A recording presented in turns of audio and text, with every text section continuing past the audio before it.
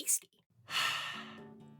So here we are again to talk SpongeBob games, and this time I decided to do all of the remaining GBA games in one video. As I started playing all of these, I also started to realize that they're almost all the same thing, and I don't think I could get a full video out of each one individually, with one exception near the end of the video. And first up on the menu is a heaping helping of a game oddly nostalgic for me, SpongeBob SquarePants Supersponge. Released onto the world on November 8th, 2001, this is the only game from the entire handheld line that I actually had and played as a kid. You already know it was published by licensed game powerhouse of the 2000s, THQ, and it was developed by Climax Group, which is too easy to make a joke of, so I won't. The plot of this one has SpongeBob doing literally nothing but fetch quests for the entire game, all in pursuit of an autograph from Mermaid Man and Barnacle Boy that he can give as a gift.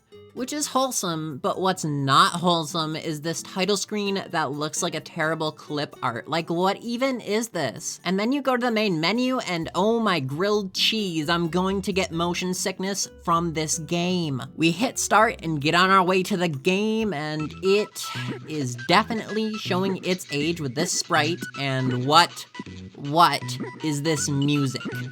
This game is a sensory assault, and I'm pressing charges. So the goal for each level here is just get to the end to retrieve one of the many items Barnacle Boy tasks you with obtaining so that Mermaid Man can prepare to give you an autograph. And that is done by running, jumping, chopping, ground pounding, and using whatever tools the level gives to you. There's the jellyfishing net, which lets you catch jellyfish and use them as ammunition. There's the reef blower, which lets you do the same thing, but with specific pieces of debris. There's a glove world bubble that lets you float, and I think you're getting the picture with the tools. The levels are absolutely forgettable, though we do get to go to Sandy's Tree Dome again, and this time for some reason, SpongeBob has a max of only 20 wet. The bosses are also forgettable, the whole game is forgettable, and it is definitely the in-between of Legend of the Lost Spatula and Revenge of the Flying Dutchman. There is one interesting tidbit, however, and that's apparently a full dump of the game's source files revealed that in the dev files, there are suggestive drawings of SpongeBob, Patrick, and Sandy, which I won't show here, but some information for you. That music genuinely gave me a headache. Moving down the line, we come to Revenge of the Flying Dutchman.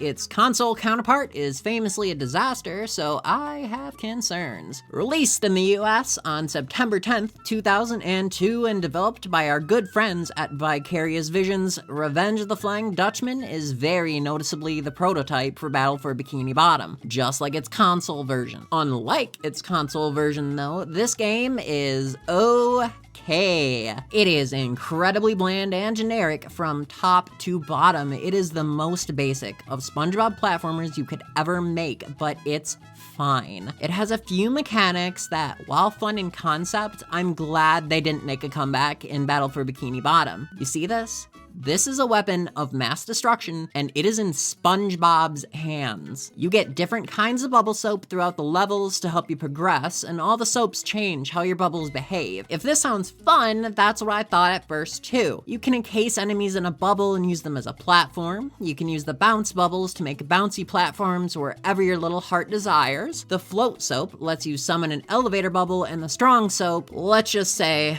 it's time for power cleaning. This all seemed great for a moment until I realized a few things. One is that they all loosely have the same function, WMD soap notwithstanding. They all do some variant of getting you up to higher places, and while they all function as intended, it's a bit unnecessary. The second issue is all of the levels need almost all of the soaps, so the entire progression through levels is based on you having and using the correct soap in the correct place to progress. But you can't store these soaps and swap between them, you can only have one at a time. And if you don't have the right one equipped, you have to go all the way back to a spawn point for that soap. These levels are actually really short, with a lot of artificial padding in the form of back and forth that's necessary just to progress in the game. It's not engaging, it's not interesting, and it's not fun. This is probably the game out of all of these that made me feel the least, but it is a perfectly okay platformer. A solid 5 out of 10, just like me. How about we take a step forward in time to SpongeBob SquarePants Atlantis Squarepantis. If I recall correctly, the console version is a weird pseudo minigame collection that goes on for far too long, so if you're expecting the GBA version to be a platformer, you'd be correct. Released in the US on October 23rd, 2007, developed by Ultron, and based on the TV special of the same name, this is actually pretty good. Initially, I was a bit off-put by some of the visuals here, but I pressed on, and there's an XP system in this game.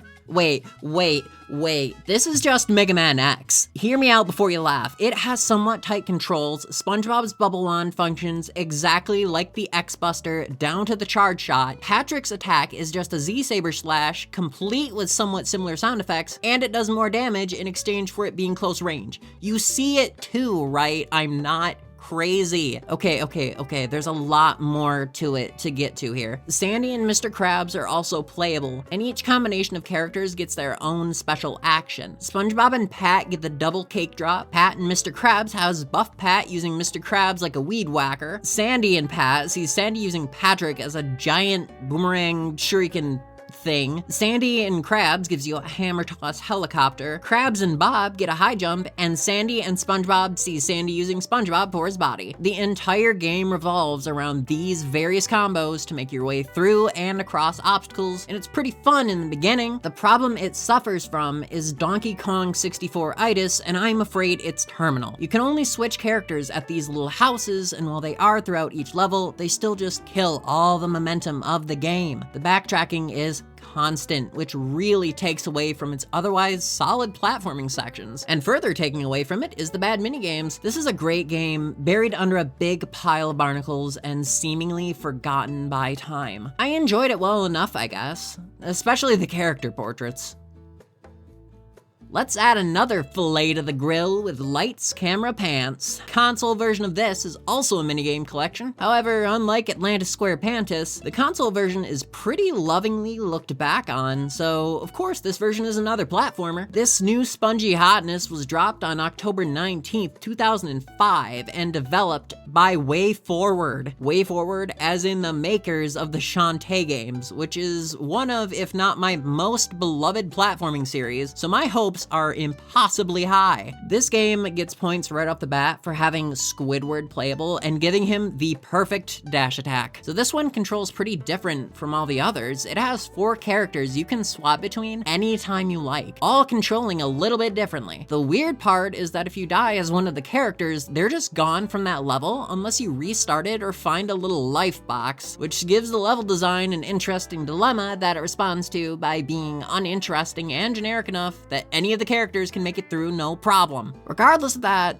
this is probably the second best of them all just based on how well it controls and how many good ideas are here. And there's also the minigames that let me down faster than my parents. This boat minigame is infamous for a good reason, and the quote-unquote rhythm games are pretty bad too. All of them are just far inferior versions of what's offered on the console game, so I can't really say WayForward let me down, but they didn't impress me either, which brings us nicely to the final game today. You may have noticed I have avoided even mentioning one specific game until now, and that's the movie game. Here's the part I was most excited about. I played this one last, and I was expecting a similar experience to all the others, and I was proven terribly wrong. I legitimately wanted to keep playing this game just in my free time. It's that good. This gem graced the world on October 27th, 2004, and look at that, it's another WayForward game. No wonder it's good. And here's another insane claim, SpongeBob SquarePants the movie game on GBA is basically SMB3. Wait, don't leave. From the level select world to a lot of the platforming mechanics to the physics and controls, this is SMB3 with some extra features and a SpongeBob skin. I mean that in the best way possible too. This is well done. The levels don't revolve around one core gimmick like almost all the other games do. It's pure platforming fun with some mini games here and there. The levels are designed around your entire core moveset really well, and it's satisfying to figure out what combination of movement will get you through. In addition to that, these levels are the perfect length. They have several paths you can take, and the goal is simply to get to the end. This is genuinely fun. You can also press L to use a bucket and make SpongeBob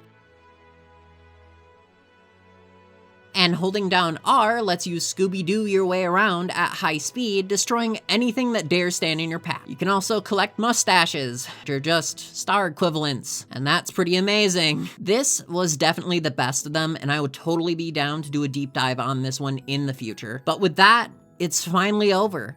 That's all the GBA and GBC games done. Only a million other SpongeBob games to eventually cover. If you enjoyed the video, I'd like it if you'd hit that subscribe button, give me a like and a comment, and hopefully I'll see you on the next step of this adventure when I tackle all of the console SpongeBob games. Oh joy.